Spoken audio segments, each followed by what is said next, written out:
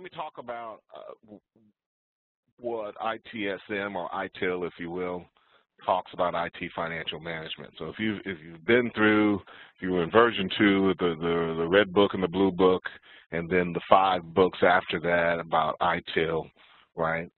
If you read the strategy book tells you right in the first, which is the first book you should read if you're talking about version 3 of ITIL, which is ITSM best practice. It says the first things you should do is start with your IT strategy. And it tells you specifically, build a service portfolio.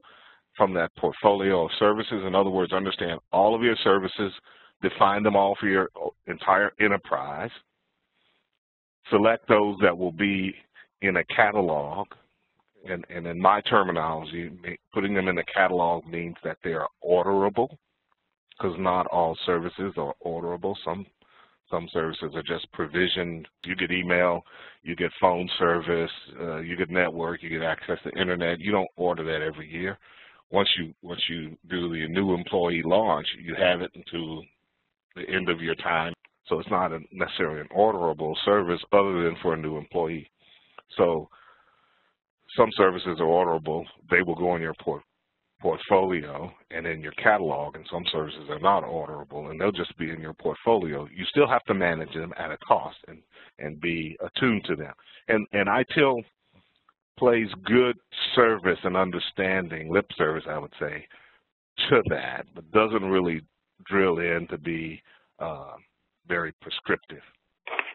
And that's been our niche. It also says build a demand model, right? In other words, how much service? Now that we know our services and which ones are orderable, which ones are provisioned on a regular basis, but what's the usage of those services? What's the demand for those services? Not only utilization of them, but what's the demand? What do we budget for those services?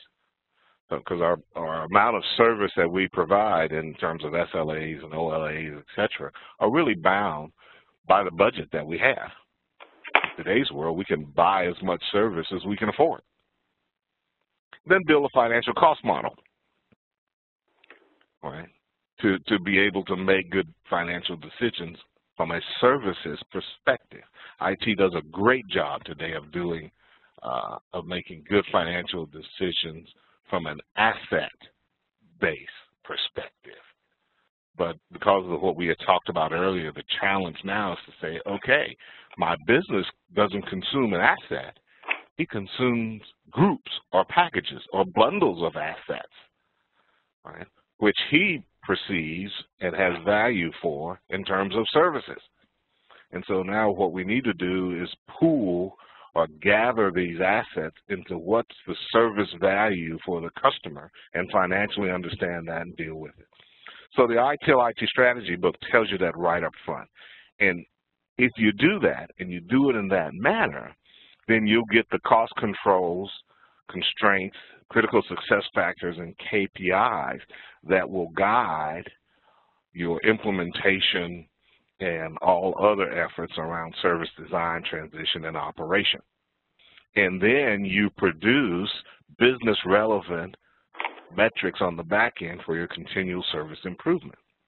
We see very few customers today who really get to continual service improvement that says, okay, I take the KPIs and the critical success factors and different types of controls and constraints and take that back to my strategy almost on an annual or biannual basis and revamp my strategy and start the process over again. So that's what best practice, ITSM best practice tells us.